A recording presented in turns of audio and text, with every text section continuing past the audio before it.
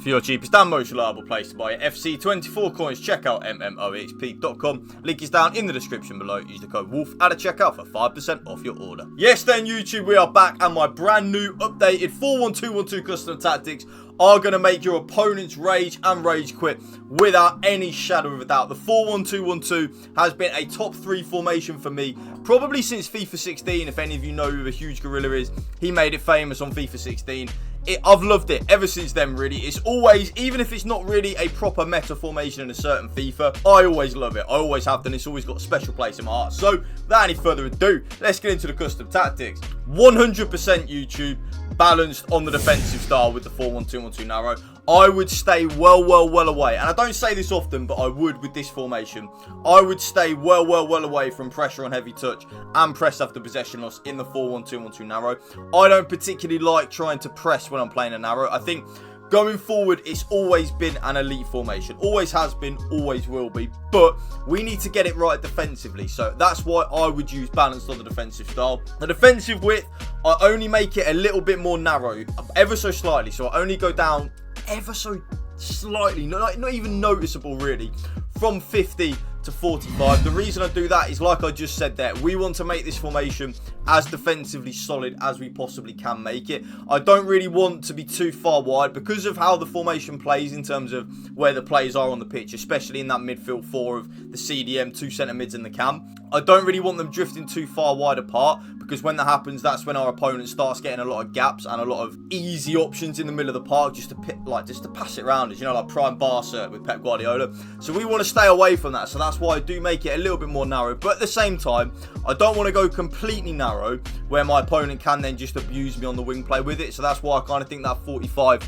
is a really good happy medium G spot.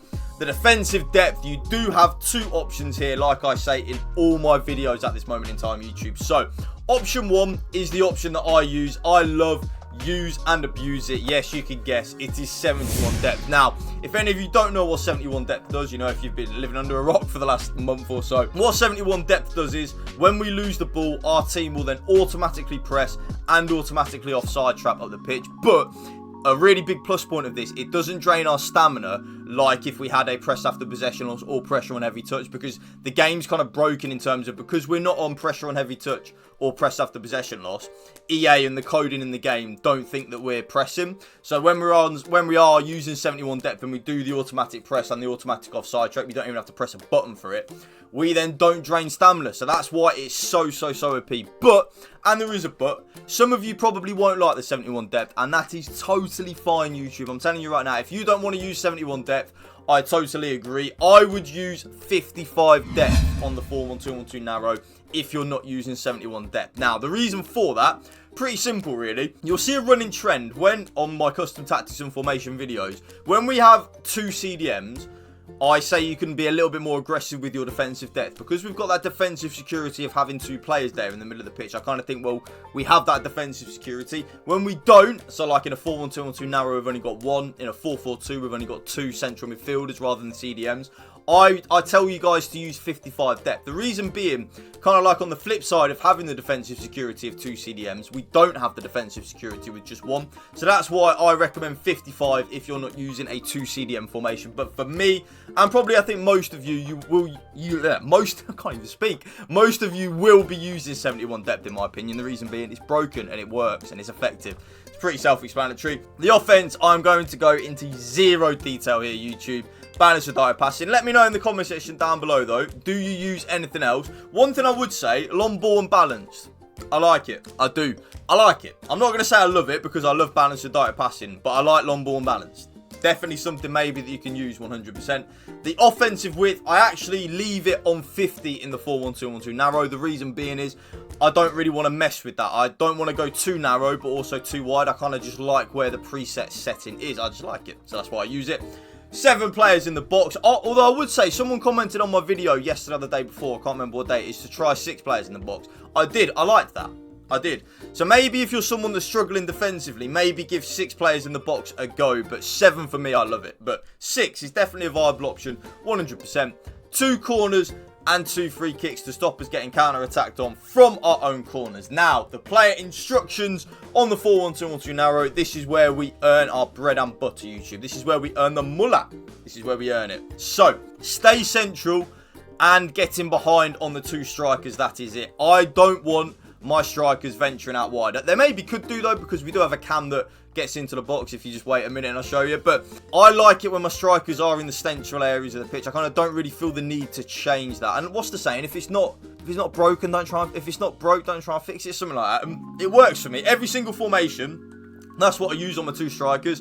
The getting behind, in my opinion, is very key with this formation, because even if we don't play the ball to our striker that is making the running behind, for example, our Ollie Watkins is making the running behind, our opponent will then manually switch to a defender to try and mark that run, but then think of the space that then leaves in the middle of the pitch for our cam. Now, YouTube, the cam is the single most important player in the 4-1-2-1-2 narrow. Okay, this person, whether it's a male or a female now on EAFC 24, this person does everything in this formation. They create, they score goals. Everything goes through this cam. So this is probably, in my opinion, where you're going to want to have your best player. So for me, on my RTG, it's Neymar. On my pay to win, it's Pele. So I'm sorry, but that's where you're going to want to have your most influential player. So there are 2 options with the cam. I have the cam now on stay forward and get into the box for cross. The get into the box for cross, in my opinion, is very, very, very key. If you read what it says, they make runs into the penalty area in crossing situations. When we have the ball with our left centre mid, our right centre mid, our left striker, our right striker, anything like that. So as our left central midfielder and our right central midfielder has the ball or are making runs into the box and our striker has the ball, our cam will then help them out massively, and it's so, so, so key. The other thing that you can try is having your cam on comeback on defence. What that will then do is you will then be defending in a 4-4-2.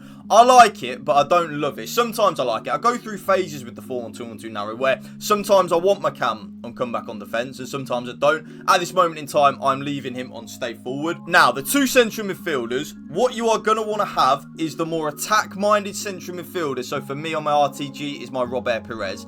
Have that central midfielder also on getting to the box for cross and cover centre.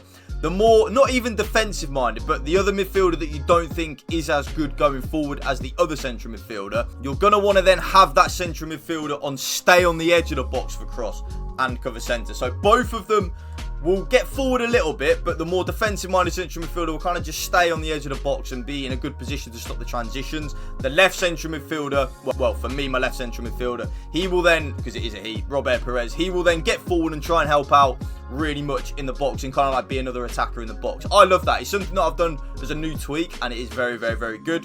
The CDM, stay back while attacking and cover centre, your absolute bread and butter. I don't know what else I can have him on apart from that. I then don't attack with my fullbacks. So both my right back and my left back are on... Both my left back and my right back are on stay back while attacking. I don't attack with them at all. I don't really feel like I need to.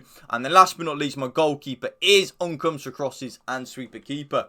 And that right there is my brand new updated 4-1-2-1-2 custom tactics, which will make your opponents rage. If you did enjoy this video, YouTube, please drop it a like for me. Drop a comment down below. And if you can hit that subscribe button to my channel, that would mean the world to me. Thank you for watching. Remember, spread the love and positivity. PMA, positive man, attitude. Peace out.